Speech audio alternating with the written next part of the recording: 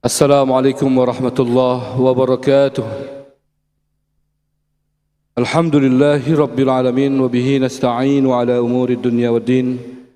Wassalatu wassalamu ala ashrafil anbiya'i wal mursalin sayyidina Muhammadin wa ala alihi wa sahbihi ajma'in, amma ba'd.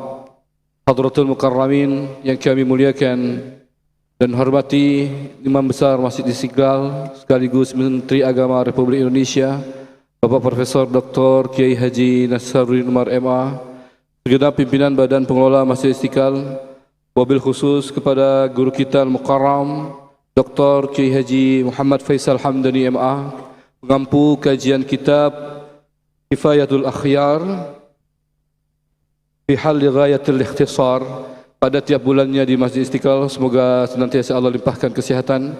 Juga para alim ulama, para asatidz, para habaib, para guru, bapak dan ibu yang hadir di lantai utama Masjid Istiqlal maupun pemirsa kanal YouTube Masjid Istiqlal TV dimanapun berada. Alhamdulillah pada siang hari ini, alhamdulillah kita berada di pertengahan bulan Ramadan 1446 Hijriah, tepatnya 15 Ramadan 1446 Hijriah, bertepatan pula dengan 15 Maret 2025. Semoga kita diberikan kesehatan hingga sampai pada Ramadan akhir. Amin ya rabbal alamin. Baiklah, untuk mempersingkat waktu, mari kita bersama-sama membuka kajian ini dengan niatan i'tikaf dan talabul ilmi, bersama-sama membaca Quran suratul Fatihah. على هذه النية وعلى كل نية صالحة وإلى حضرة النبي المصطفى رسول الله صلى الله عليه وسلم. الفاتحة. أعوذ بالله من الشيطان الرجيم. بسم الله الرحمن الرحيم. الحمد لله رب العالمين الرحمن إياك نعبد وإياك نستعين صراط الذين أنعمت عليهم غير المغضوب عليهم ولا الضالين. آمين آمين يا رب العالمين. Baiklah Bapak Ibu yang dimuliakan oleh Allah Subhanahu wa taala, bila mana nanti ada waktu kita membuka sesi tanya jawab, bila mungkin nanti akan disampaikan bahasan pada kali ini yaitu terkait dengan puasa, yaitu yang kita jalani pada saat ini. Mudah-mudahan bakat memberikan manfaat pada guru kita Al-Mukarram wal Muhtaram Dr. Kiai Haji Muhammad Faisal Hamdani MA. Kami silahkan dengan hormat. Bismillahirrahmanirrahim. Assalamualaikum warahmatullahi wabarakatuh. Waalaikumsalam warahmatullahi wabarakatuh. Alhamdulillahi wahdah la syarikalah wa anna Muhammadar Rasulullah. Allahumma salli ala habibina syafi'ina Muhammadin wa ala alihi wa sahbihi ajma'in. Ma'asyiral muslimin, jemaah salat zuhur yang dirahmati Allah, mari sama-sama kita mensyukuri segala nikmat yang Allah berikan kepada kita, yang zahir maupun batin, khususnya lagi nikmat iman dan nikmat kita dimudahkan beramal soleh. Mudah-mudahan semakin kita mensyukurinya, semakin Allah jaga, semakin banyak amal soleh yang kita lakukan, semakin kuat keimanan kita sampai nanti kita pulang kembali lagi kepada Allah dalam keadaan husnul khatimah. Amin amin ya rabbal alamin. Ma'asyiral muslimin, jamaah yang dirahmati Allah, karena kita sedang berpuasa, maka kita akan mengkaji ulang, mengingat-ingat kembali bab tentang puasa. Karena ilmu ini dikatakan ulama, Syekh Al-Maraghi misalnya, Iqra bismi rabbikal ladzi khalaq, khalaqal insana min alaq, Iqra wa rabbukal akram. Dalam surah Al-Alaq ini ada disebut dua kali Iqra. Iqra bismi rabbikal ladzi khalaq, Iqra wa rabbukal akram. Ayat ketiganya ini menunjukkan bahwa ilmu itu sebenarnya dia akan melekat di dalam dada qalbu kita apabila kita ulang-ulang. Kita kaji, kita bahas, kita ulang, apalagi kita amalkan, maka semakin kuat ingatan kita. Tapi kalau kita baca sebentar, sesaat, kemudian kita lupakan, tidak kita amalkan, maka tentu nanti akan hilang dengan sendiri. Jangankan ilmu, hafalan Al-Quran pun begitu, dia akan hilang dengan sendiri. Ma'asyiral muslimin, jemaah yang dirahmati Allah. Tentang puasa, fikih puasa, wa syaraitu wujubus syiyam salah satu asya. Syarat wajibnya puasa ada 3. Yang pertama Islam, kemudian baligh, kemudian berakal. Cuma di dalam kitab yang satu lagi disebut ditambah satu lagi, yaitu dengan al-qudrah ala syiyam, ala shaum. Punya kemampuan puasa. Ya kalau nggak mampu puasa, namanya udah tua renta, ya bagaimana mau puasa? Nggak bisa diwajibkan ya. Kadang-kadang juga bisa jadi kadang ulama itu terlupa menyebutkannya ya. Bapak Ibu yang dirahmati Allah Subhanahu wa taala, puasa ini sebenarnya secara bahasa artinya bisa al-man'u, menahan diri. Bisa juga artinya qif adil fi, berhenti melakukan sesuatu. Nabi menyebut puasa ini sebagai junnah, sebagai perisai, alat tangkis untuk mengendalikan hawa nafsu. Kadang-kadang juga Nabi menyebutnya dengan wija. Wija itu alat kendali, ibarat harimau. Dia mau menerkam kita, maka kita rantai lehernya dan kita kendalikan. Ma'asyiral muslimin, jemaah yang dirahmati Allah. Sebagaimana kita ketahui dalam fikih, semua amalan-amalan wajib itu disyaratkan dia Islam. Kalau enggak Islam, orang non-Islam yang enggak wajib. Puasa tak wajib, sholat tak wajib, ada perintah. Kemudian anak-anak tidak wajib. Kebalikannya anak-anak. Berakal. Kalau orang gila juga bebas dari perintah. Tidak ada perintah. Karena ad-dinun al-aqal, agama ini buat orang berakal. La dina lima la aqlabih. La aqlalah. Tidak ada agama bagi orang yang tak berakal. Kalau orang yang dituntut, yang disebut dengan mukallaf itu adalah orang Islam, orang baligh dan berakal. Dan dalam puasa juga disyaratkan mampu melaksanakan puasa. Adapun yang tidak mampu, wa 'alal ladzina yutiqunahu fidyatun ta'amu miskin. Bagi yang tak mampu puasa, udah tua renta, mau disuruh kodo pun nggak mungkin, namanya udah tua renta. Makin disuruh kodo tahun depan makin susah dia, makin tak bisa, makin lemah badannya. Maka orang seperti ini tak perlu puasa. Boleh membayar fidyah, 1 makanan, 1 mud, ya. Kalau Imam Malik, beliau mengatakan sama lauk-lauknya lah begitu ya. Diberikan kepada fakir miskin. Bapak Ibu yang dirahmati Allah Subhanahu wa taala. Kemudian yang berikutnya berkaitan dengan wa faraidus shaum. Adapun fardu atau rukun-rukun puasa ini ada 5 khamsyatu asya. Yang pertama an-niyah. Niat, yang kedua al-imsak anil akli wasyarab. Menahan diri dari makan, dari minum, wal jima'. Menahan diri dari hubungan suami istri. Termasuk nanti disebut lagi sebenarnya dalam bab-bab yang membatalkan puasa nanti kita harus wajib juga menahan diri dari muntah, tak boleh muntah dengan sengaja begitu ya. Itu juga membatalkan. Tapi di sini disebut fardu puasa itu 5. Yang pertama niat. Kapan kita berniat? Dalam mazhab Syafi'i niatnya wajib malam hari. Kalau sholat sunnah boleh di siang hari. Begitu kita bangun, tahu-tahu sudah subuh, boleh niat puasa sunnah. Senin Kemis misalnya. Kalau puasa Ramadan tidak boleh. Kalau niatnya waktu azan Allahu Akbar, di situ meniat batal. Dalam pandangan ulama mazhab. Batal. Dan kita boleh berniat nawaitu shauma ghadin. Nawaitu shauma kulli syahrin ya. Nawaitu shauma kulli yaum fi syahri Ramadan. Sengaja aku puasa setiap hari dalam bulan Ramadan karena Allah Ta'ala. Dalam mazhab Syafi'i niat seperti ini hanya sah untuk satu hari saja. Kecuali mazhab Maliki. Kalau mazhab Maliki kita berniat satu kali untuk seluruhnya sudah cukup. Niat kita sekali aja dan kita puasa 1 bulan penuh boleh. Itu di mazhab lain. Kalau mazhab Syafi'i tidak demikian ya. Walaupun sah kita berniat puasa untuk segenap bulan Ramadan, tetapi niatnya itu hanya dikhususkan untuk pertama hari 1 hari saja ya. Ma'asyiral muslimin, Bapak Ibu yang dirahmati Allah Subhanahu wa taala.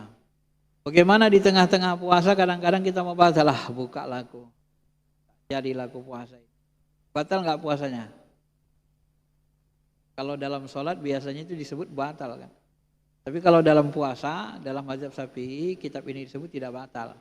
Kecuali betul-betul kita makan, minum. Ya, tapi kalau hanya terasa lemas, kayaknya buka laku ini udah mau buka gitu rasanya kan. Tahu-tahu nggak jadi juga. Apakah batal? Karena sudah ada niat mau buka tadi, tidak batal. Dianggap tidak membatalkan puasa. Ini permasalahan-permasalahan yang sering kita hadapi. Demikian juga dengan makan dan minum. Ini membatalkan puasa. Termasuk masuk satu benda dari luar badan ke dalam badan melalui lubang yang terbuka. Dan kita lakukan dengan sengaja. Ya. Padahal kita ingat puasa. Masuk dari rongga mulut kita ini makanan walaupun tak kita kunyah dimasukkan saja berarti termasuk makan obat, itu batal puasa kan. Telan gitu aja kan. Sekalipun benda yang masuk tak berubah warna, demikian pendapat yang sahih. Sehingga andai kata ada seorang meneteskan sesuatu benda cair ke dalam telinganya atau memasukkan pencelak mata atau jerami ke dalam telinga, dapat membatalkan puasa. Jadi kalau kita masukkan ke lubang telinga pun batal puasa. Ini mazhab Syafi'i ini. Ya. Kalau sengaja, tapi kalau kita wudu tiba-tiba tak sengaja masuk tidak membatalkan puasa. Ya.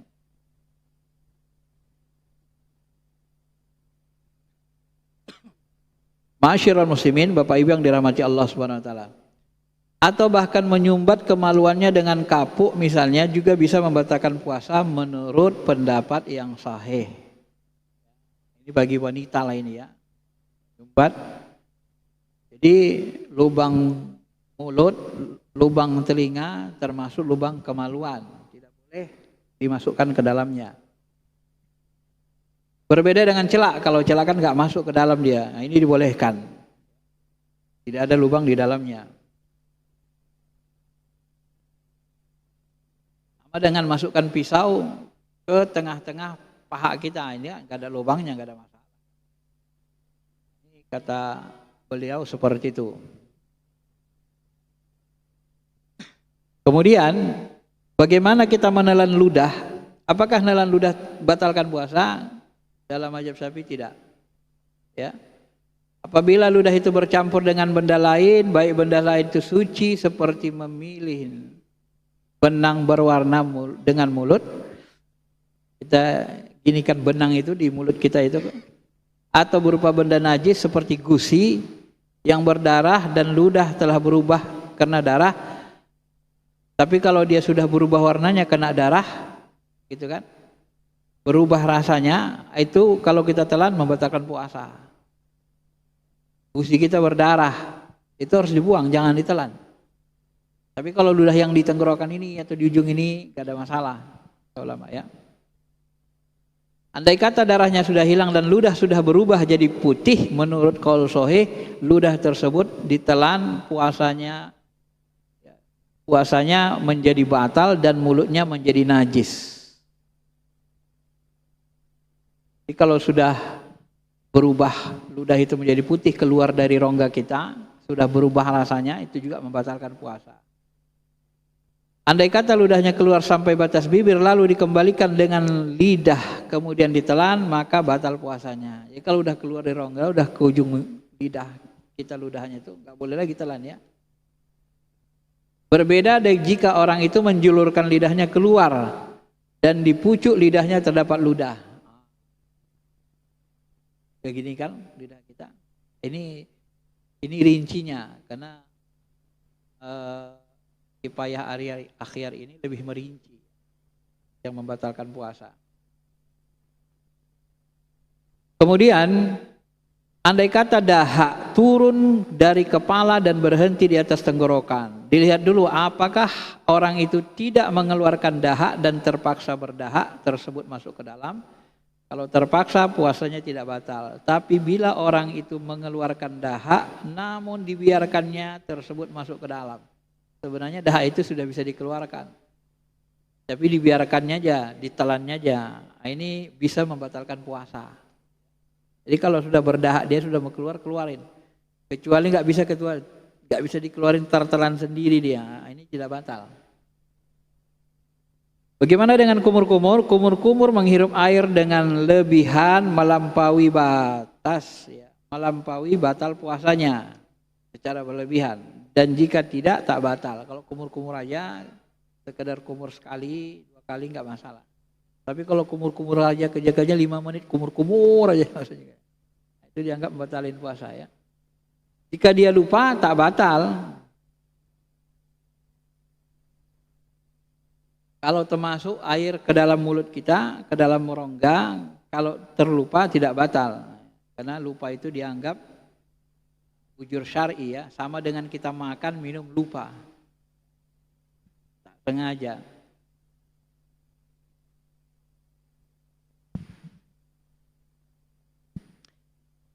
Dalilnya adalah hadis Nabi, man nasiya wa huwa shaim fa'akala wa asyriba au syariba falyutimma shaumahu.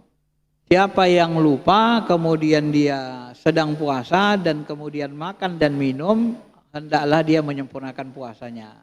Kenapa? Karena sesungguhnya makan dalam keadaan lupa itu adalah Allah yang memberi makan kita. Fa innama at'amahullahu wa saqahu. Enak juga gitu ya. Dibuat lupa. Gimana kalau dibuat-buat lupa? Susah juga ya. Membuat lupa itu kan susah. Nah, tapi ada juga ulama mazhab Syafi'i mengatakan, kalaupun dia lupa tapi makannya banyak, udah sepiring 2 piring pula makannya. Lupa aku katanya, udah 2 piring makan, ini batal. Gak ada orang sampai 2 piring makan lupa puasa gitu. Tapi kata Imam Ali, enggak, pokoknya kalau memang lupa ya 2 piring pun jadi, gitu kan. Sesuai dengan hadis di atas, itu umum. Cuman ulama mazhab yang lain mengatakan, qaul yang lain batal lah. Mana ada mungkin orang lupa sampai 2 piring. Kalau setengah piring lupa ya masih wajar, biasa itu. Kalau udah piring tahu-tahu bilang, kamu kok makan? Kan puasa. Oh ya lupa aku kata, 2 piring habis sudah lupa. Itu jarang ada yang terjadi gitu. Nah, ini perbedaan pendapat ulama ya. Kemudian berikutnya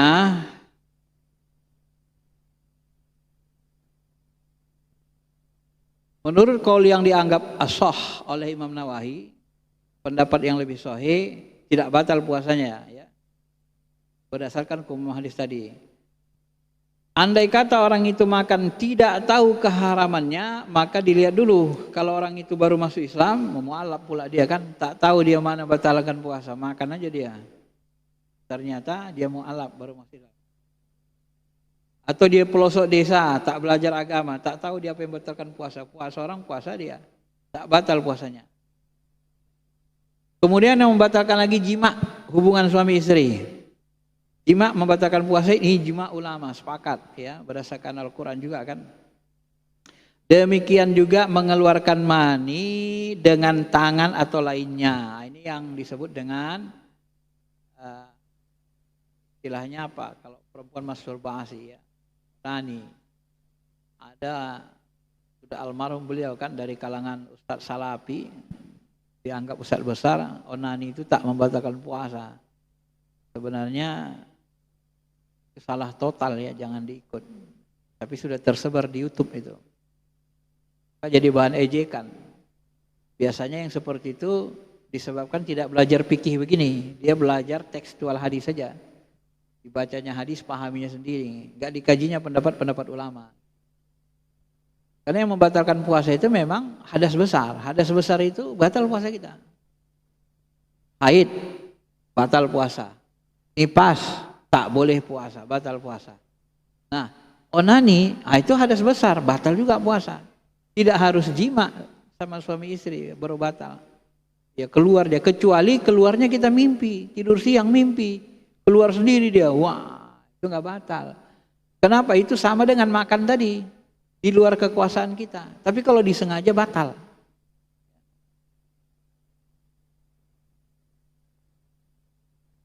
Wa ta'ammadul qai'i wa kadza adamul ma'rifah bi tarafain nahar. Menyengajakan muntah juga termasuk yang membatalkan puasa, ya. Jadi bukan makan minum aja, hubungan suami istri muntah dengan saja pun batal. Dipaksa-paksa muntah kan batal.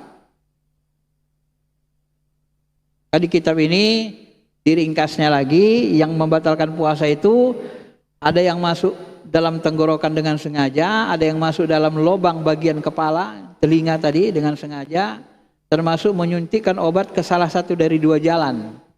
Masukkan obat dari dubur kita. Jadi obat yang dimasukkan dari dubur tidak boleh. Itu dianggap membatalkan puasa dalam mazhab Syafi'i. Muntah dengan sengaja, hubungan suami istri, haid, nifas, gila, murtad. Ini ada 10. Itu yang membatalkan puasa. Bapak Ibu yang dirahmati Allah Subhanahu wa taala. Kalau orang terpaksa muntah tidak masalah. Nabi SAW bersabda, "Man dzara'ahul qai'u wa huwa shaim falaysa alaihi qada." Siapa yang terpaksa muntah, terpaksa dia.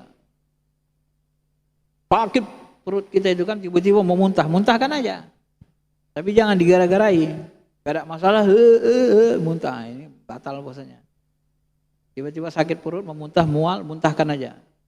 Kalau sudah terpaksa muntah, udah teruskan aja puasa. Karena kata Nabi SAW, kalau dia tak sengaja, ya tak wajib qada. Tapi barang siapa wa manistaqa falyaqda. Tapi siapa muntah dengan sengaja, maka dia batal puasanya, wajib mengqada. Ya, ini hadis diriwayatkan 4 ulama hadis, semuanya mempunyai kitab Sunan. Tirmizi mengatakan hadis ini hadis hasan.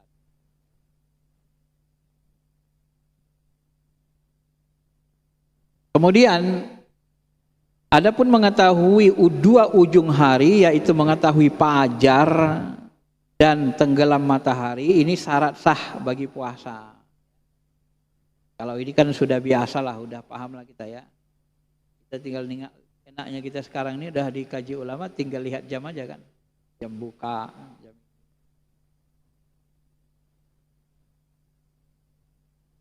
Kemudian wallazi yuftiru bihi shaim asyaratu asya. Adapun yang membatalkan puasa itu 10.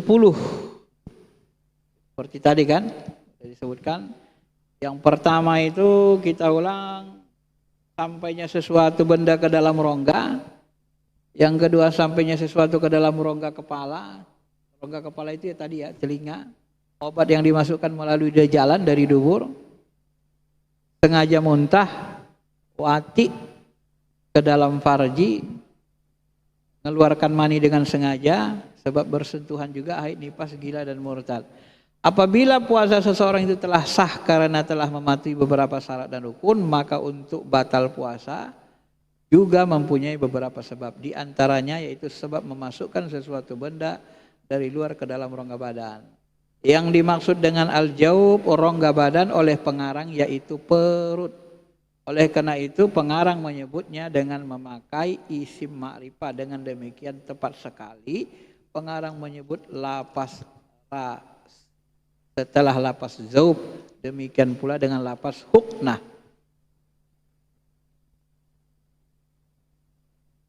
Kalau rongga perut itu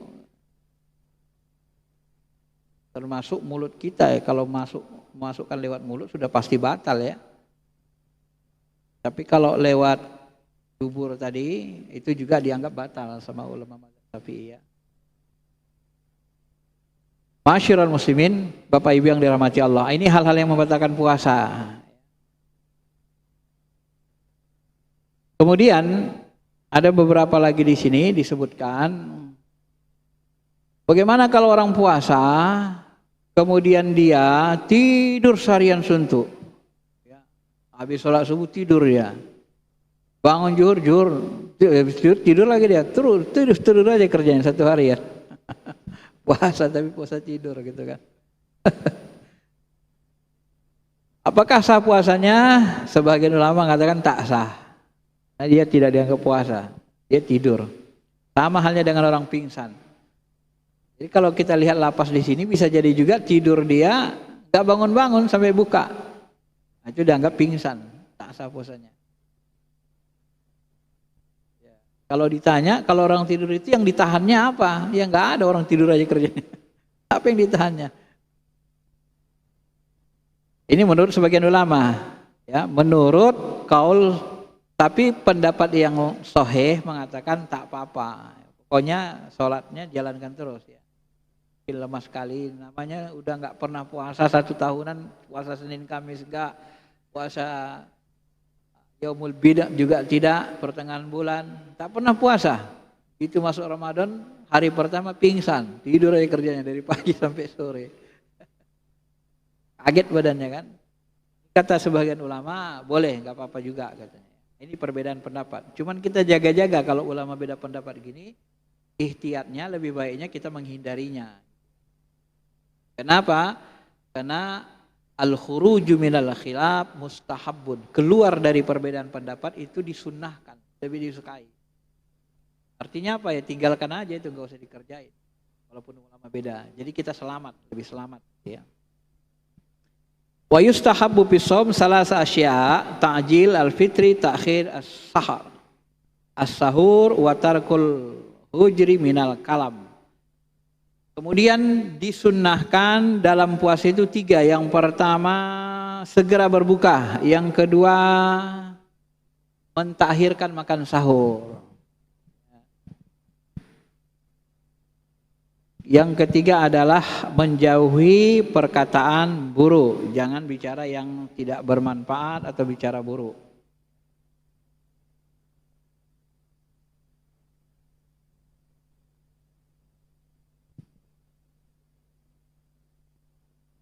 Kemudian dalam satu hadis dikatakan bahwa Rasulullah SAW bersabda, "Falyakul aw yashrab wa idza kana fisyita lam yasil hatta na'tiyahu bitamri am." Rasulullah SAW bersabda, pada waktu itu beliau berbuka puasa.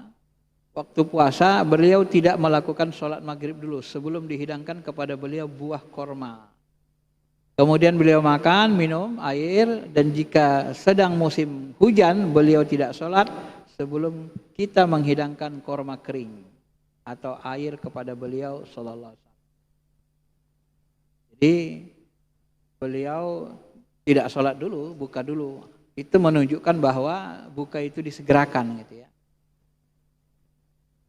Sebagian masjid ada yang suka menunda itu sampai 10 menit kan, buka dulu, habis itu baru sholat. Tapi azan di awal tetap.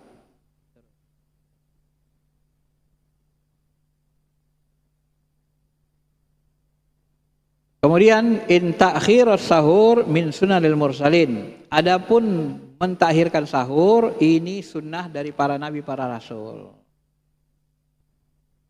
Sampai-sampai Nabi mengatakan la tazalu ummati bi khairi ma ajjalul fitr wa akharu as-sahur. Senantiasa umatku berada dalam kebaikan selama mereka mau mensegerakan berbuka puasanya dan mengakhirkan makan sahur.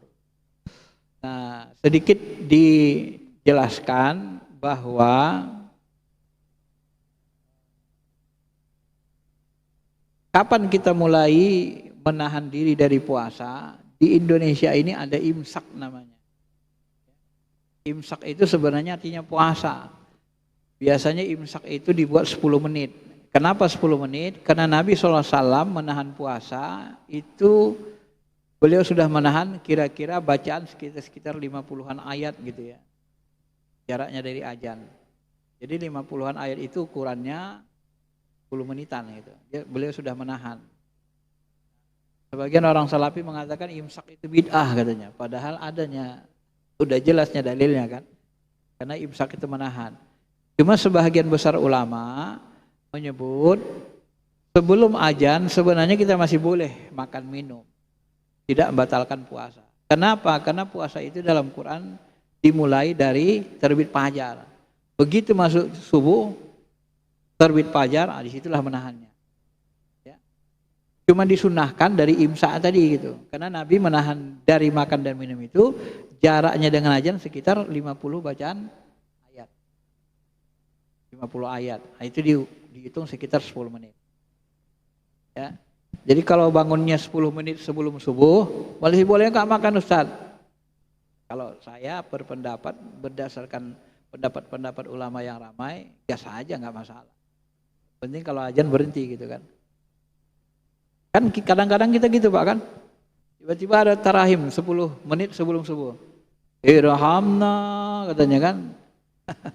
Atau dia baca salawatan di masjid. Lalu terbangun, 10 menit lagi udah mau subuh. Masih boleh nggak sahur? Boleh, silakan. Mayoritas mengatakan boleh itu. Karena dalil qat'inya itu puasa itu dimulai dari terbit fajar. Ayat Qur'annya begitu. Jadi dalil qat'i itu tidak bisa dikalahkan oleh pendapat atau pemahaman ulama. Ya, jadi itu sekedar ihtiyat saja. Baik, saya kira itu saja penjelasannya. Sampai bahagian dari sunnah-sunnah puasa. Kalau ada yang mau bertanya silakan.